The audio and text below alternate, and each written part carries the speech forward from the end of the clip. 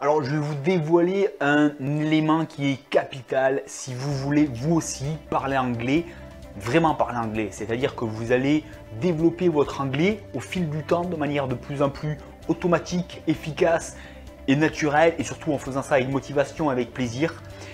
Et cet élément, c'est que vous avez un objectif derrière. Parce que parler l'anglais, c'est un outil. C'est un outil qui va vous permettre de faire quelque chose d'autre dans votre vie. Et si vous avez un outil qui vous fait plaisir, mais vous n'avez pas vraiment d'utilisation à apporter, eh bien forcément la motivation c'est pas la même et l'investissement que vous allez mettre dedans c'est pas le même non plus. En réalité, les gens qui ont appris plein de langues, ils ont toujours ce point commun. C'est-à-dire que quand ils apprennent une langue, ils se voient déjà l'utiliser derrière, ils savent ce qu'ils vont en faire derrière et ils ont quelque chose de concret en tête. Et ça les motive. Tous les jours, quand ils s'immergent dans la langue qu'ils apprennent, ils sont motivés par cette idée, par cet objectif qu'ils sont en train de développer et qu'ils sont en train de concrétiser tous les jours. Donc souvenez-vous qu'une langue, c'est avant tout un outil.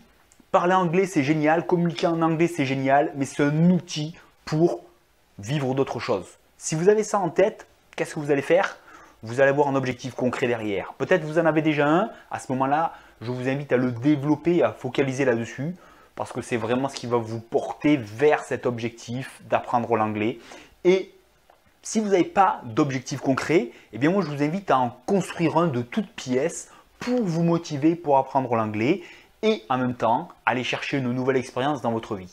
Alors ça peut être voyager dans un pays, ça peut être un pays anglophone évidemment de préférence, ça peut être l'utiliser dans son travail ou dans une activité particulière. Ça peut être plein de choses en fait, développer un sujet qui vous intéresse au travers de tout ce que vous allez trouver sur internet et c'est une source intarissable de documents, de vidéos, de liens, de rencontres avec de nouvelles personnes.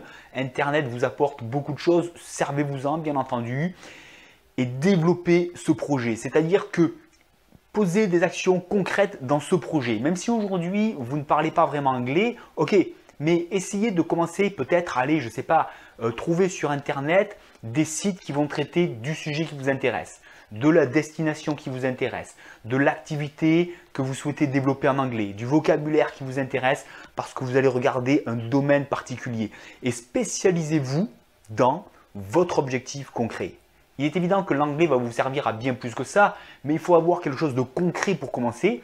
Et rien de mieux qu'un objectif très précis, très clair, sur lequel on va pouvoir focaliser, sur lequel on va pouvoir poser des actions concrètes et développer son vocabulaire et ses besoins de l'anglais autour de cet objectif concret.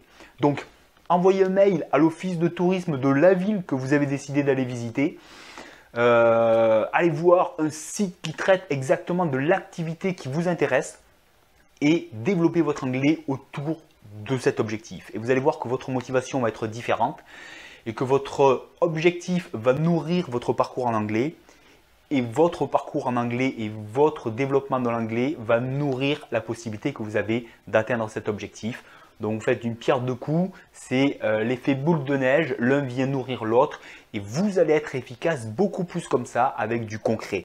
Posez une action concrète sur cet objectif concret que vous avez. Posez un objectif, si vous n'en aviez pas un jusqu'à maintenant, décidez d'un objectif concret qui vous fait plaisir, qui vous motive et continuez à apprendre l'anglais. C'est aussi simple que ça, quand on est motivé, il n'y a rien de plus simple à faire, croyez-moi, mais vous le savez déjà ça, donc à vous de jouer. Allez, je vous invite toujours à mettre un petit pouce en l'air si vous appréciez les conseils que je vous apporte et la motivation que ça peut vous apporter en même temps. Un petit pouce en bas si ce n'était pas le cas. Et puis bien entendu, inscrivez-vous toujours à la chaîne YouTube pour recevoir les prochains conseils que je peux vous donner. Et je vous souhaite un bon parcours en anglais. I talk to you soon. Alors moi, j'ai remarqué essentiellement 3 grands points communs que tous ces polyglottes, ces experts avaient. Alors le premier point commun, en fait, c'est que dès qu'ils vont